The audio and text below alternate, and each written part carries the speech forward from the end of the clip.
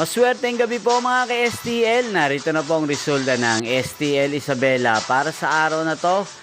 Second draw, January 11, 2025. Araw ng Sabado. Naway ang mga natayan niyo pong mga numero kanina ay manalo nawa ngayong gabing ito, 7 p.m.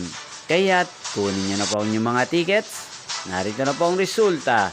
Ang mga numerong nanalo sa STL Isabela ngayong gabing ito, January 11, 2025. 7 p.m. Second draw result, 26 at 21 in exact order. Sa lahat po ng tumaya kanina sa STL Isabela para sa second draw ng 26 at 21.